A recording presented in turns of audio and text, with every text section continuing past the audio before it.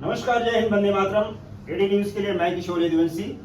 इस समय हम सुमैया कॉलेज में हैं और आज यहाँ पर एक प्रोग्राम हुआ है बच्चों का और उसके पूरे करता धरता ये 3 देवियां हैं और इन्होंने किस तरह से उस कार्यक्रम का संयोजन किया है, उसका आयोजन किया है और किस तरह बच्चों की परफॉर्मेंस रही है, यही सब बात जानने के लिए हम यहाँ की जो है करता धरता है, पूजा मैडम, कल्पना मैडम है, राखी मैडम है, तो मैं एक एक करके सभी लोगों से थोड़ा थोड़ा जानने की कोशिश करूंगा कि इस कार्यक्रम के आयोजन का मुख्य उद्देश्य था। एडी न्यूज में आपका हार्दिक स्वागत है मैम। कैसा रहा ये कार्यक्रम और किस उद्देश्य से आपने इसको शुरू किया? सर, इस उद्देश्य से क्या कि हम मानते हैं कि हमारा भारत में बहुत ही टैलेंटेड टीचर्स है और हमारा एजुकेशन सिस्टम अब वर्ल्ड का सबसे अच्छा एजुकेशन सिस्टम हो रहा है। तो क्यों ना टीचर्स और स्टूडेंट्स जो टीचर्स बनना चाहते हैं, जो टीचर ट्रेनिंग से, क्यों ना उनको एक प्लेटफॉर्म दिया जाए जहां उन्होंने जितना भी अच्छा टीचिंग एड बनाया है, टीचिंग गेम्स बनाए, उनके टीचिंग के जो आइडियाज़ हैं, डिजिटल एप्स हैं, क्यों ना उनको सामने लाके उनको प्रोत्साहित भी किया जाए, पुरस्कारित भी किया जाए और दुनिया के सामने लेके आया जाए कि भारत अब कितने विशाल कदम बढ़ा रहा है प्रगति की ओर। और जब हम क्वालिटी एजुकेशन की बात करते हैं, नेशनल एजुकेशन पॉलिसी ने भी यही बोला है कि क्वालिटी एजुकेशन, तो इस तरह के इवेंट्स जो होते हैं ये एक बहुत ही पॉजिटिव कैटलिस्ट होते हैं एजुकेशन को ट्रांसफॉर्म करने के लिए, आइडियाज़ एजुकेशन के बदलने के लिए, री एनविजन करने के लिए और एक बहुत बड़ा बदलाव लाते हैं। इसी तरह से हमने ये इवेंट इसलिए प्लान किया कि प्रोत्साहन हो। तो KJ Somaiya college of education की तरफ से मैं, डॉक्टर कल्पना और Rakhi madam, teacher head teachers की, हम तीनों का यही मत था कि ऐसे इवेंट्स हमें साल भर साल करने चाहिए जिससे हम सबका सहयोग भी मिले, सब एक दूसरे के साथ शेयर करें और हम एक लर्निंग कम्युनिटी बनाएं। इस कार्यक्रम का नाम आपने क्या रखा है? इसका नामकरण कुछ तो किया होगा आपने? इस कार्यक्रम का नाम हमने एड हैकेथॉन रखा है। जो हमारा आइडिया ये था कि हम, जैसे राखी मैम बोल रहे थे, हम किसी का आइडिया ले नहीं रहे हैं बल्कि हम आइडिया एक दूसरे के साथ बांट रहे हैं। तो इस तरह से हमने इसका नाम हैकेथॉन रखा है, एड हैकेथॉन, एजुकेशन हैकेथॉन। कल्पना मैम, आपका क्या विचार है और किस तरह से आपने इस कार्यक्रम को मूर्त रूप दिया है, जरा थोड़ी सी जानकारी आप अपने बारे में। जी, आज जब हमने सारे पार्टिसिपेंट्स को देखा, हम तीनों बहुत खुश है उसके, क्योंकि एक बहुत वैरायटी ऑफ पार्टिसिपेंट्स आए हैं, अलग अलग क्षेत्र से पार्टिसिपेंट्स आए हैं। और सबसे इम्पोर्टेंट मुझे जो लगा कि ये सारे टीचिंग एड्स में इंक्लूजन जो है उसका भी विचार किया गया है कि हमारा आज का जो क्लासरूम है वो सिर्फ नॉर्मल बच्चों का क्लासरूम नहीं रहा है, उसमें बहुत ज़्यादा डाइवर्सिटी आई है। तो ये डाइवर्सिटी वाले स्टूडेंट को कैसे केटर करे, ये सोचकर भी टीचिंग एड बनाए जा रहे हैं, कि इसका मुझे बहुत खुशी हुई है।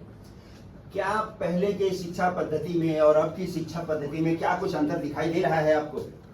जरूर, पहले की जो शिक्षा पद्धति थी वो काफ़ी ट्रेडिशनल थी, chalk and talk method, chalk board और उससे ही टीचर्स ज़्यादातर पढ़ाते थे और जो भी टीचिंग एड्स होते थे वो एक routine kind of teaching ads होते थे। ऑफकोर्स उस समय में भी काफ़ी क्रिएटिव टीचर्स हुआ करते थे, लेकिन आज क्या हुआ है कि एक तो क्लासरूम का जो कॉम्पोजिशन है वो बदला है। जैसे मैंने बोला कि अभी बहुत लर्निंग डाइवर्सिटी आई है। दूसरी बात, अभी डिजिटल टेक्नोलॉजी भी उसका एक हिस्सा बन चुकी है और डिजिटल टेक्नोलॉजी यूज़ करने के लिए पहले टीचर्स बहुत ज़्यादा रेडी नहीं होते थे, बट कोरोना के बाद से इवन टीचर्स की मेंटालिटी बदल चुकी है। So all are now thinking about even using digital technology for making the classroom interaction very fruitful.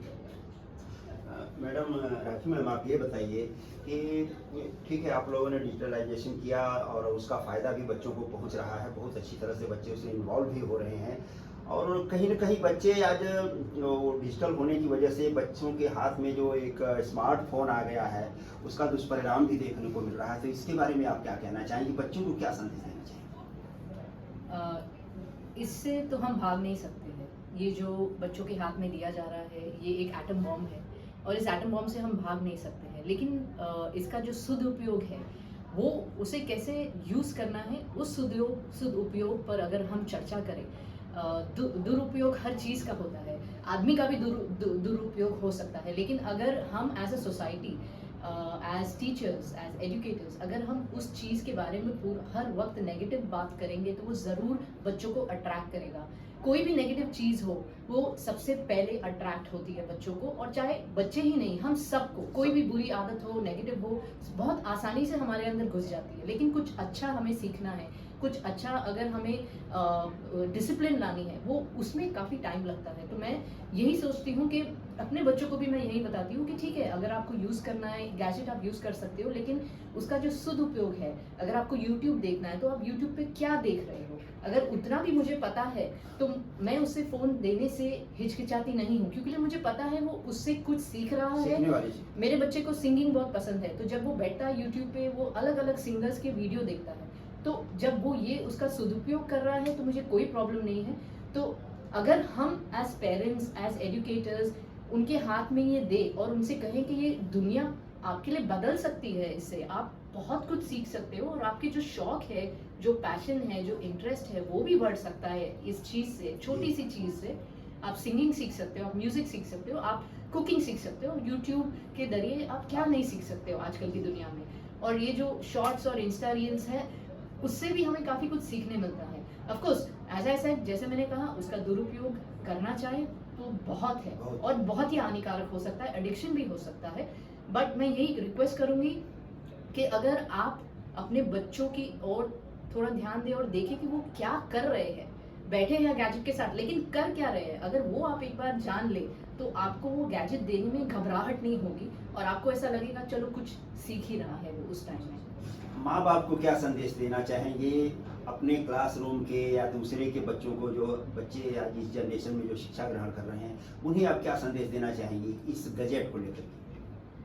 मेरी माँ बाप से यही रिक्वेस्ट है, बच्चों के साथ टाइम स्पेंड कीजिए।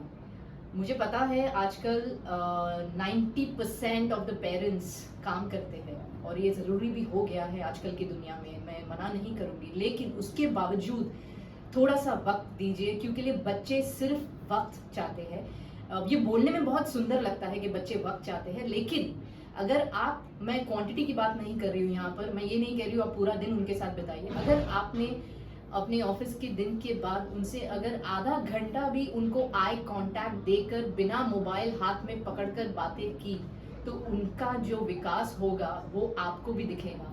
तो बस यही विनती होगी कि अगर आप वर्किंग पेरेंट्स हैं, विच आई एम श्योर बहुत सारे लोग हैं, थोड़ा सा टाइम स्पेंड कीजिए, उनको जानिए, और उनसे बातें कीजिए कि उन्हें क्या पसंद है, वो क्यों ये गैजेट यूज़ करना चाहते हैं, वो क्या देखते हैं, उन्हें वो देखने में क्या मज़ा आता है, उनसे क्वेश्चन पूछिए और उनसे ये बातें कीजिए कि आगे चल के उनके थॉट्स क्या है। अगर आपको उनके थॉट प्रोसेस पता चलेंगे तो आपको ये भी पता चलेगा कि बच्चा अगर डिप्रेशन की ओर जा रहा है, एडिक्शन की ओर जा रहा है, तो आपको थोड़े बहुत सिग्नल्स भी मिलेंगे वो चीज़ सॉल्व करने की। तो अगर आप वक्त दे पाएंगे तो उसका जो दुरुपयोग हो रहा है वो रुक जाएगा। बहुत बहुत शुक्रिया।